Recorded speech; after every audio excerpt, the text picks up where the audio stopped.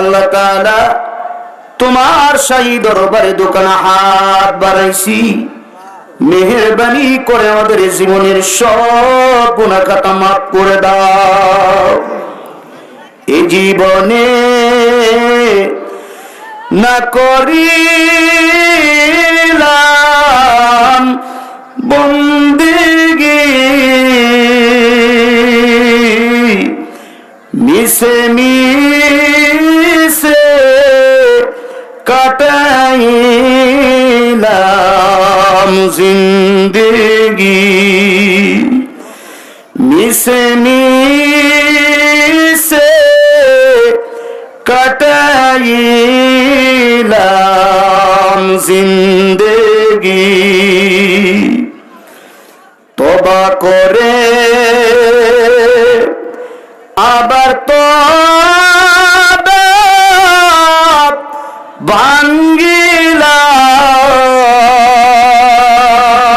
ভাঙ্গিলাম, অবশেষে খাঁটি তওবা করিলাম, অবশেষে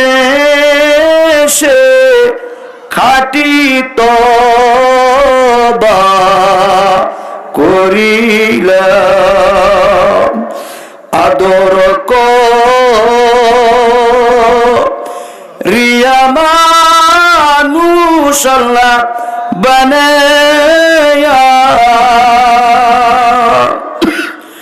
কেমনে দিবা জান্নামে ফেলিয়া। সকলেরই দরজা হইতে মাওলা ফিরিয়া, তোমারি দরজায় আলহামদুলিল্লাহ আলহামদুলিল্লাহি নাহমাদুহু ওয়া নাস্তাঈনুহু ওয়া নাস্তাগফির ওয়া নাউযু বিল্লাহি মিন শুরুরি আনফুসিনা ওয়া মিন সাইয়্যাতি আ'মালিনা। মান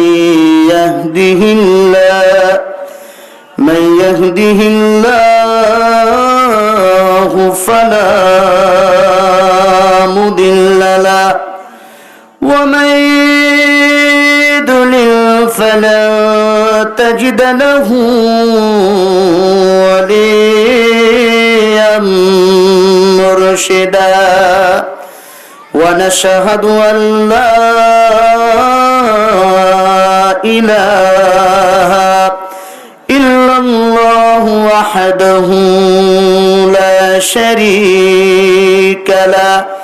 ونشهد أن سيدنا قدوتنا حبيبنا طبيبنا وطبيب أرواحنا محمد الذي أرسله بالحق بشيرا ونذيرا وداعيا إلى الله بإذنه وسراجا منيرا. فقد قال الله تعالى في كلامه المجيد وفرقانه الحميد: أعوذ بالله من الشيطان الرجيم. بسم الله الرحمن الرحيم. قل إن كنتم تحبون الله فاتبعوني يحببكم الله يغفر لكم ذنوبكم والله غفور رحيم. قال النبي صلى الله عليه وسلم الكيس من بان نفسه وعمل لما بعد الموت والعاجز من اتبع هواه وتمنى على الله إن الله وملائكته يصلون على النبي يا أيها الذين آمنوا صلوا عليه وسلموا تسليما. درود إبراهيم পড়েন اللهم صل على محمد وعلى آل محمد كما صليت على إبراهيم وعلى آل إبراهيم إنك حميد مجيد. اللهم بارك على محمد وعلى آل محمد كما باركت على إبراهيم وعلى آل إبراهيم إنك حميد مجيد. بلغ العلا. পড়েন সবাই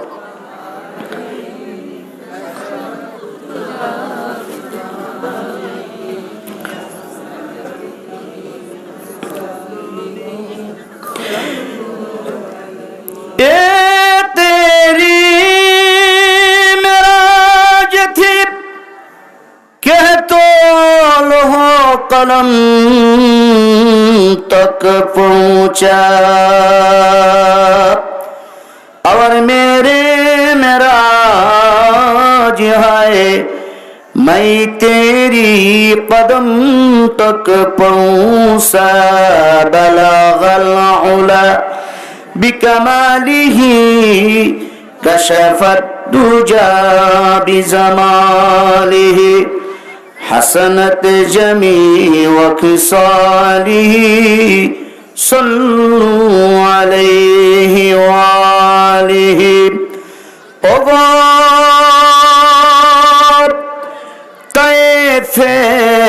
তায়েফের মাটি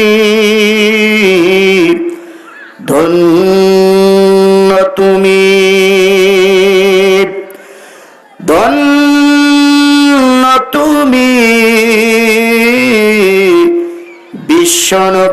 বিশ্বনবীর কদম সুমি. বালাগাল উলা. আমাকে সময় দেওয়া হয়েছে আধা ঘন্টা. আমি চেষ্টা করব এই 30 মিনিটের মধ্যে আমার ওয়াজ সমাপ্ত করতে, কারণ আমি তো এলাকার সন্তান. এখানে ওয়াজ না শুনলে আরেক জায়গায় শুনতে পাবেন, কথা ঠিক কিনা?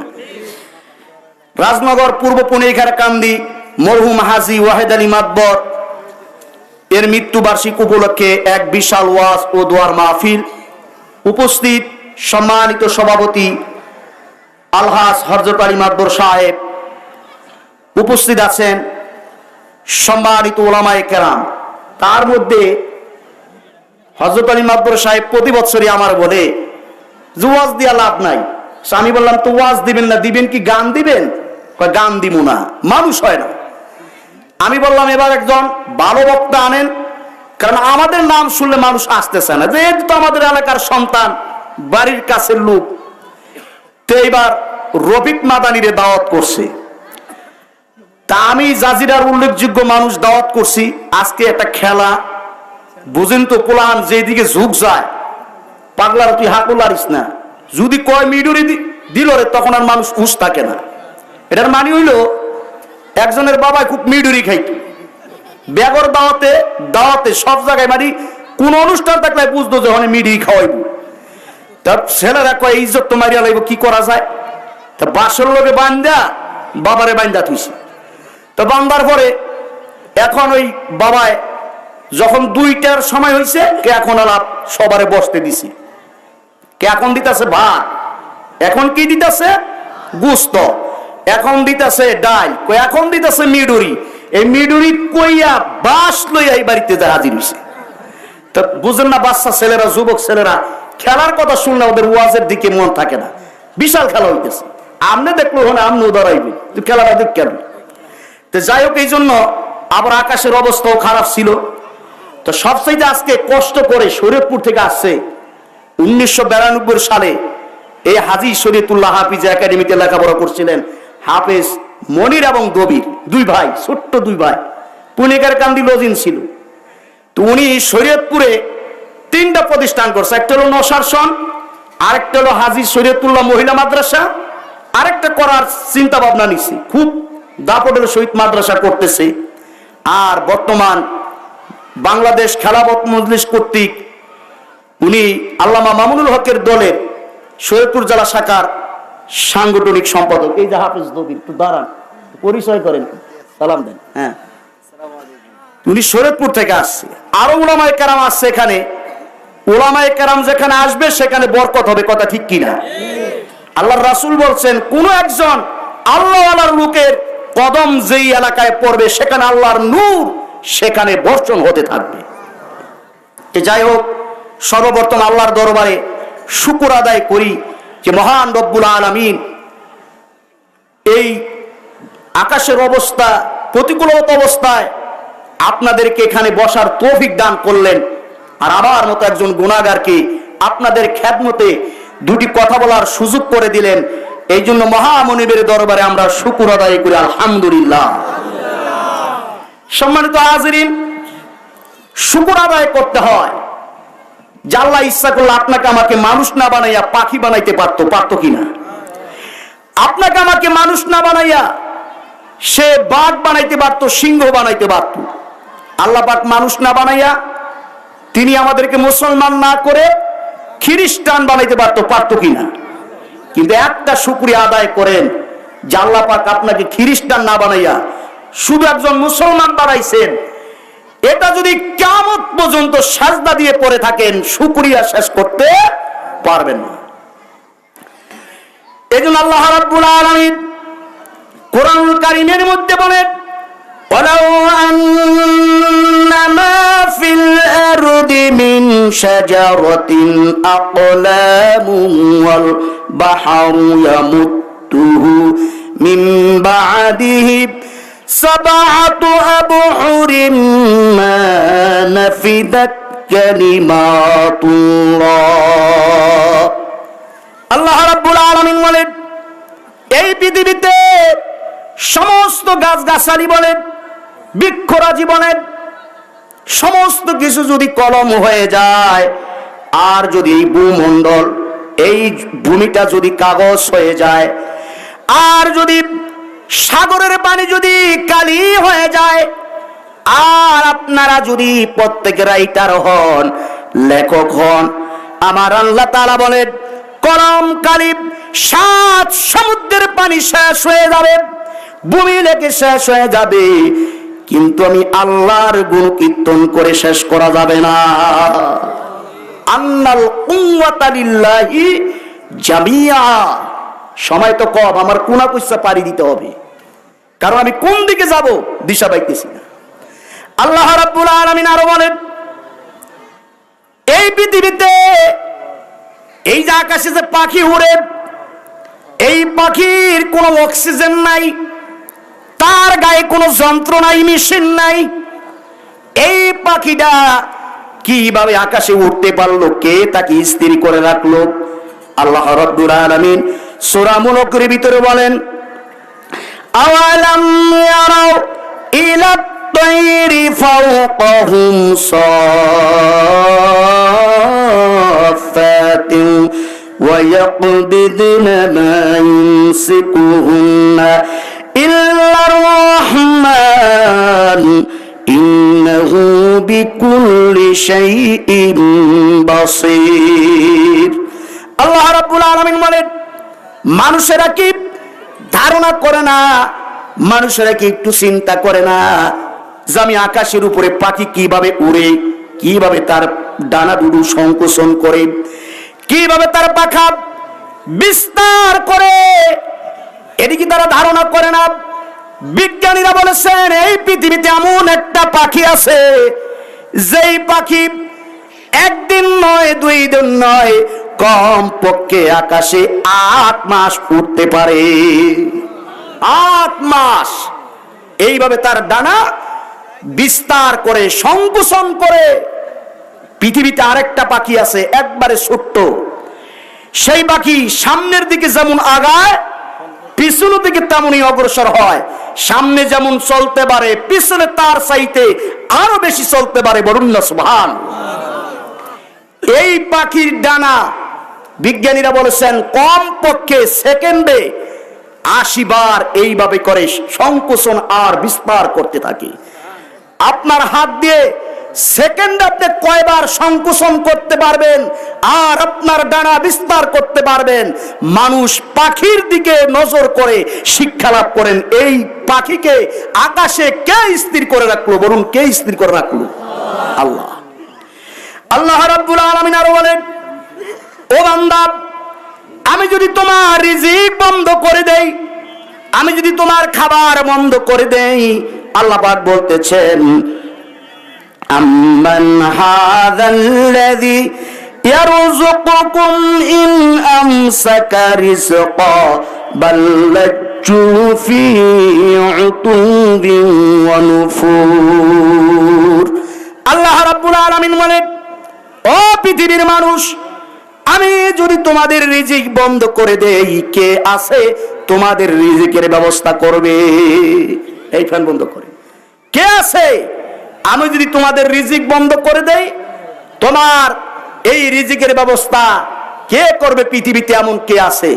সম্মানিত হাজিরিন, এই পৃথিবীতে দেখবেন ডক্টর জগৎ বিখ্যাত একজন বিজ্ঞানী, যার নাম আপনারা শুনেছেন, যার নাম হলো ডক্টর মরিস বুখাইরি। এই ডক্টর মরিস বুখাইরি আপনার গাভীর দুধকে গবেষণা করে তিনি ইসলামকে ভালোবেসেছেন। গাভীর দুধের মধ্যে উনার রহস্য হলো পাশাপাশি একটা দিয়ে পেশাব বের হয়, আরেকটা দিয়ে দুধ বের হয়, আরেকটা দিয়ে পায়খানা বের হয়, কিন্তু একটার সাথে একটার মিশ্রণ হয় না। এই পৃথিবীতে দেখবেন যারা কাগজ ছাপায়, যারা আর কত বাবাস দিয়ে সেখানে ছাঁকনি অথবা নেটের মাধ্যমে এত সতর্কতা অবলম্বন করা হয় যাতে করে কাগজের মধ্যে যেন ময়লা না পাওয়া যায়। কিন্তু এত সতর্কতা অবলম্বন করার পরও মাঝে মাঝে সেই কাগজের ভিতরে ময়লা পাওয়া যায়। কথা ঠিক কিনা? কিন্তু আপনারা যারা গাভী পালেন, একটু বুকে হাত দিয়ে বলেন যে হুজুর, একদিন গাভীর দুধ দহন করতে গিয়ে একদিন পেশাবের গন্ধ পেয়েছি, দুধের ভিতরে পায়খানার গন্ধ পেয়েছি। এই কথা কি কেউ বলতে পারবেন? আল্লাহ পাক বনি আদমের জন্য দুধটাকে এত পিওর করে পরিষ্কার করে আপনার কল্যাণের জন্য, আপনার রিজিকের জন্য আল্লাহ পাক পৃথিবীতে প্রেরণ করেন। বলুন না সুবহানাল্লাহ। শুধু কি তাই নয়, এই গাভীর দুধ যখন আপনি দহন করে, গাভীর বাচ্চা আছে, বাচ্চাটাকে বেঁধে রাখলেন, গাভীর চোখ দিয়ে যখন অজর দ্বারায় পানি পড়তে থাকি আর বলতে থাকে আল্লাহ রব্বে কারীম, আমার কোনো কষ্ট নাই, আমার বাছুরটাকে বেঁধে সমস্ত দুধগুলো দহন করে নিয়ে গেল। বনি আদম সব দুধগুলো তারা একাই পান করলো, আমার বাছুরটাকে খেতে দিল না। আল্লাহ তাআলা, আমার কোনো আফসোস নাই, আমার কোনো দুঃখ নাই, এই আমার দুধ খাওয়ার পরে যদি তোমার কুদরতি পায়ে সাজদা দেয়, বনি আদমের বিরুদ্ধে আমার কোনো মামলা নাই। আমরা যখন দুধ দহন করি একবারে দেখবেন পারলে গাভীর দুধের ভিতরে আর কি আছে চিপড়াই নিয়ে আসি। এখন আধুনিক যুগে মেশিন বের হয়েছে, জানি এক ফোঁটা দুধ থাকতে না পারে। এই গাভী তার কান্নার ভাষা দিয়ে বোঝাতে চাচ্ছে, হে আল্লাহ রব্বে কারীম, আমার এই স্থান থেকে দুধ দহন করে নিয়ে গেল, আমার বিন্দু মাত্র আফসোস নাই, অভিযোগ নাই। তোমার কুদরতি পায়ে যদি একটা সাজদা দেয়, তাইলে আমার এই দুধ আমার বাছুরে খেতে পারলো না, আমার জীবনটা সার্থক হয়ে গেল। আর যদি এই দুধ পান করার পর বনি আদম যদি তোমার কুদরতি পায়ে সাজদা না দেয়, কঠিন কিয়ামতের ময়দানে সেই বনি আদমের বিরুদ্ধে আমার মামলা আছে। তাই যাই হোক, আমি যে আয়াতখানা আপনাদের সামনে তেলাওয়াত করছি, আমি তো বলছি যে কোন দিকে যাব আমি দিশা পাইতেছি না, কারণ বক্তা অনেক, সবারই তো দিতে হয়। তা আমি যে আয়াতখানা তেলাওয়াত করছি, কুল ইন কুনতুম তুহিব্বুনাল্লাহ ফাত্তাবিউনি ইউহিব্বুকুমুল্লাহ ওয়া ইয়াগফির লাকুম যুনুবাকুম ওয়াল্লাহু গফুরুর রহিম। আল্লাহ পাক বলতেছেন, হে নবী, আপনি দুনিয়ার সমস্ত মানুষদেরকে বলে দেন, কুল ইন কুনতুম তুহিব্বুনাল্লাহ, তোমরা যদি আমি আল্লাহকে ভালোবাসতে চাও তাইলে রাসূলের আনুগত্য করো, রাসূলের অনুকরণ করো। ওয়া ইয়াগফির লাকুম যুনুবাকুম, তোমরা যদি আমার রাসূলের অনুসরণ করো, অনুকরণ করো, ওয়া ইয়াগফির লাকুম, আমি তোমাদের জীবনের সব গুনাহ খাতা মাফ করে দিব। এখানে আল্লাহ পাক ভালোবাসার নিসবত, ভালোবাসার সম্বোধন আল্লাহর দিকে না নিয়ে প্রিয় রাসূলের দিকে নিলেন কেন? আল্লাহ পাক বলতে পারতেন না যে তোমরা আমি আল্লাহকে ভালোবাসো? এই কথা না বলে সরাসরি ভালোবাসার যে সম্বোধন, ভালোবাসার যে দৃষ্টি সরাসরি রাসূলের দিকে নিয়েছেন। আপনি দেখবেন গ্রামের সাথে কথা বলে না যে কলা দিয়া কি করে খুশি করে। একটা বাচ্চারে যদি বাবার সামনে কলা দেয়, তো বাচ্চারে খুশি করলো, বাচ্চার বাবারও খুশি করলো, কথা ঠিক কিনা? আপনি একজন বান্দা হইয়া এমন কি শক্তি, এমন কি কামালিয়াত, এমন কি সিফাত আপনার আছে যে আল্লাহ আপনি ভালোবাসবেন? একজন মন্ত্রী হইয়া আরেকজন মন্ত্রীর সাথেই ভালোবাসা শোভা পায়। একজন মেম্বার সরাসরি একজন ক্যাবিনেট মন্ত্রীর কাছে যাওয়া সম্ভব নয়, কিন্তু আপনাকে যদি ভালোবাসতেই হয় আল্লাহকে, তাহলে রাসূলের অনুকরণ করতে হবে। সেই অনুকরণ আপনাকে মিলাদের মধ্যে জিলাপি দিয়ে নয়, আপনার সেই ভালোবাসা শুধু পগড়ি দিয়ে নয়, সেই ভালোবাসা একটি জুব্বা পরিধান করলেন আর আল্লাহর রাসূলের ভালোবাসা হয়ে গেল। আল্লাহর রাসূলকে যদি ভালোবাসতেই হয়, আপনার জীবনের চাইতে, আপনার সন্তানের চাইতে, আপনার মায়ের চাইতে, আপনার বোনের চাইতে রাসূলকে ভালোবাসতে হবে, কথা ঠিক কিনা? সম্মানিত হাজিরিন, রাসূলকে ভালোবাসবেন কেন? কি সিফাত আল্লাহর রাসূলের ভিতরে আছে? আমি সংক্ষিপ্ত আকারে বলছি। একটা মানুষের কয়েকটি বৈশিষ্ট্য থাকে। আল্লাহর রাসূল এত লম্বাও ছিলেন না, খাটোও ছিলেন না, তাল গাছের মতো লম্বা ছিলেন না। কারণ সমাজে যদি একজন তাল গাছ মতো লম্বা হয়, মানুষ তার দিকে দৃষ্টি দেয়, ওই যে বড় একটা লম্বা মানুষ আসতেছে, মনে করে আজরাইল আইতাছে জান কবজ করার জন্য। আর যদি একবারে খাটো মানুষ হয়, আর যদি খাটো হয়, খাটো মানুষ আসতেছে। আল্লাহর রাসূলকে আল্লাহ পাক এমন বৈশিষ্ট্য দিয়ে তৈরি করেছেন, খাটো না লম্বাও না, যাতে মানুষের দৃষ্টি আকর্ষণ করে। বলুন না সুবহানাল্লাহ। এই জন্য আল্লাহ পাক প্রিয় রাসূলের নামটা রেখেছেন মুহাম্মদ। নবীর নাকটা প্রশংসিত। মুহাম্মদ শব্দের অর্থ কি? প্রশংসিত।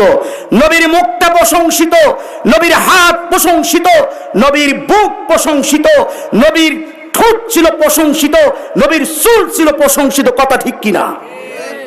একটা মানুষ দেখবেন সমাজের মধ্যে যে নেতা জনপ্রিয়তা অর্জন করছে, মানুষ নেতারে খুব অভিবাদন জানায়, অভিবাদন দেয়।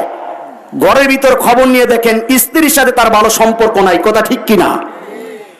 একজন নেতা আছে বইয়ের কাছে ভালো, কিন্তু ছেলেদের কাছে তার গ্রহণযোগ্যতা নাই। এরকম নেতা আছে না নাই? কিন্তু বিশ্বনবী ছেলের দিক দিয়ে আদর্শ পিতা হওয়ার জন্য যেই বৈশিষ্ট্য ক্যাটাগরি থাকা দরকার, সেই বৈশিষ্ট্য আপনার আমার নবীর ভিতরে ছিল, কথা ঠিক কিনা? একজন আদর্শ স্বামী হিসাবে যেই চরিত্র বিশ্ব নবীর ভিতরে থাকা দরকার, সেই চরিত্র বিশ্ব নবীর ভিতরে ছিল। চিৎকার দিয়ে বলুন না সুবহানাল্লাহ। সমস্ত নবীরা আল্লাহর কে ভালোবেসেছেন, আর স্বয়ং আল্লাহ তাআলা আমার নবীকে প্রাণ ভরে ভালোবেসেছেন। এই জন্য আল্লাহ পাক বললেন, তোমরা সরাসরি আমাকে যদি ভালোবাসতেই চাও, নবীর অনুকরণ করো, অনুসরণ করো, বিনিময়ে যদি তোমরা এই কাজটি করতে পারো, ওয়াগফির লাকুম, তোমাদের আমি মাফ করে দিব, তোমাদেরকে জীবনের সমস্ত গুনাহ খাতা মাফ করে দিব। সম্মানিত হাজিরিন, যে কথা আমি বলতেছিলাম, ভালোবাসতে হবে নবীর সেই আদর্শ বাস্তবায়নের মধ্যে, কথা ঠিক কিনা? নবী যেই কাজ করে গেছেন, নবীর সিদ্ধান্ত, নবীর আলহামদুলিল্লাহ রাব্বিল আলামিন। রব্বানা যালামনা আনফুসানা ওয়া ইন লাম তাগফির লানা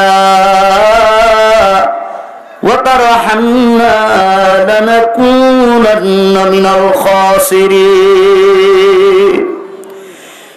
ইয়া রব্বানা ইয়া রব্বানা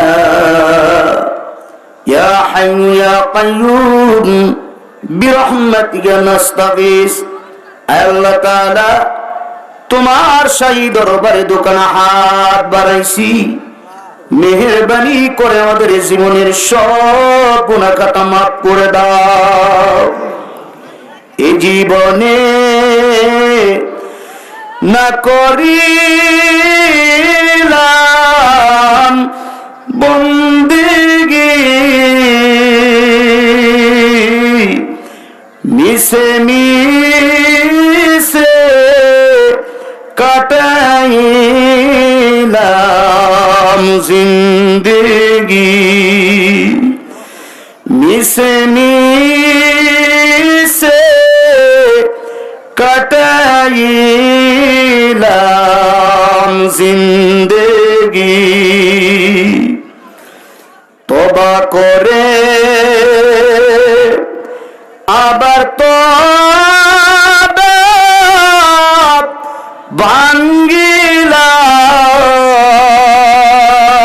ভাঙ্গিলাম, অবশেষে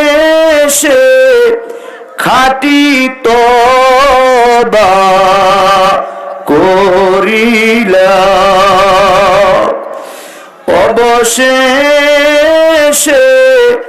খাঁটি তওবা করিলাম। আদর করিয়া মানুষ আল্লাহ বানায়া,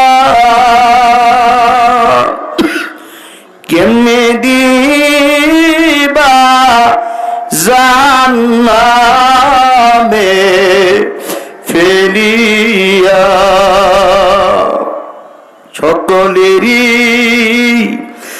দরজা হইতে মাওলা ফিরিয়া, তোমারি দরজায় রইলাম পড়িয়া।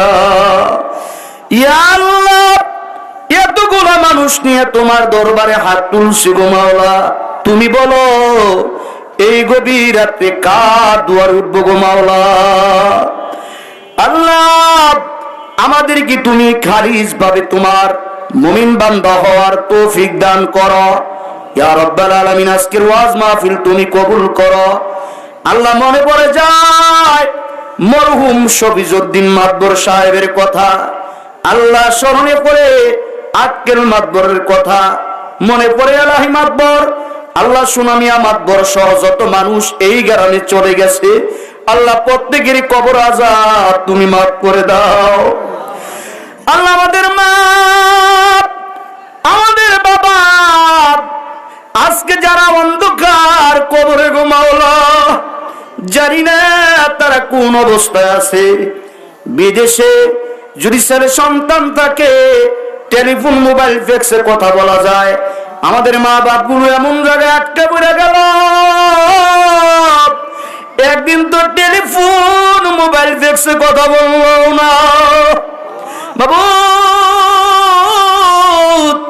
জানি না তারা কোন অবস্থায় আছে। মেহেরবানি করে মা বাবার কবরটাকে তুমি জান্নাতের টুকরো বানায় দাও। আল্লাহ যারা শ্রোতা হিসেবে আছে, বক্তা হিসেবে আছে, প্রত্যেকেরই তুমি কবুল আর মঞ্জুর করো। আজকের মাহফিল আমাদের প্রত্যেকের জন্য নাজাতের জরিয়া করে দাও। আল্লাহ সারা বিশ্বের থেকে করোনা ভাইরাস তুমি উঠায় নাও। রব্বির হামহুমা কামা রাব্বায়ানি সগীরা। আল্লাহুম্মা রব্বির হামহুমা কামা রাব্বায়ানি সগীরা। সুবহান রাব্বিকা রব্বিল ইজ্জাতি আম্মা ইয়াসিফুন ওয়া সালামুন আলাল মুরসালিন ওয়ালহামদুলিল্লাহি রাব্বিল আলামিন। মৌতের দিনে মদের জবানে জারি করে দিও তুমি মধুর বাণী, লা ইলাহা ইল্লাল্লাহু মুহাম্মাদুর রাসূলুল্লাহ।